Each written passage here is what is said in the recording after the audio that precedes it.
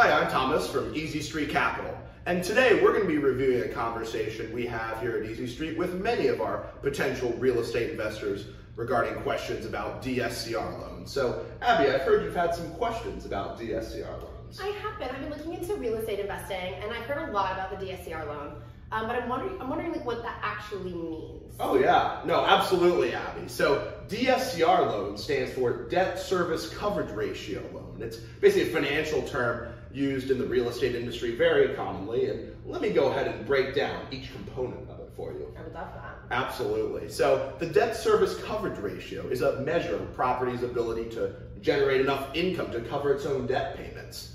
In simple terms, it basically shows lenders how well a property can support its own debt. Okay, that makes sense. How is that calculated though? Yeah, so the calculation, it's actually pretty straightforward. You know, you take the cash flow generated through the rental property, which is essentially the gross rent, and then you divide it by the property's PITIA. And this acronym stands for principal, interest, taxes, insurance, and HOA fees. Okay, and like once you've gotten that ratio, what does it indicate? So basically it tells lenders whether the property's income itself is sufficient enough to cover its own debt obligations.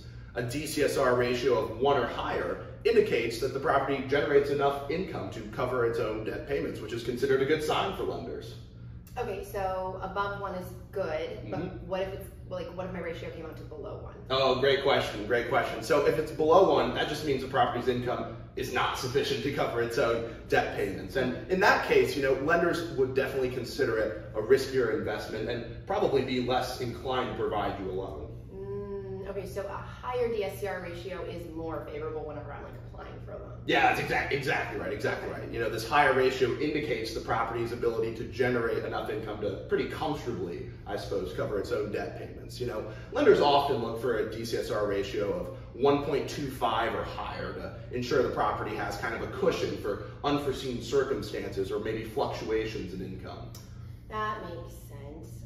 So what you're saying, let me just summarize. A DSCR loan is essentially like a loan that takes into account a property's income, so like the rent and debt service coverage ratio to determine its eligibility.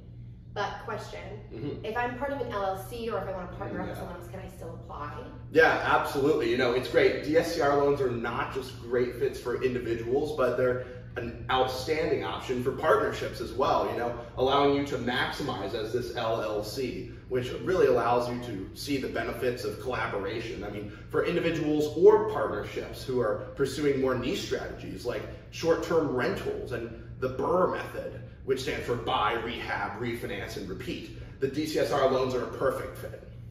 Okay, I think I understand. I think I have like a better holistic understanding. Great. Yeah. Absolutely. You know, Abby, it's great to have you today, and I'm very happy to take your questions.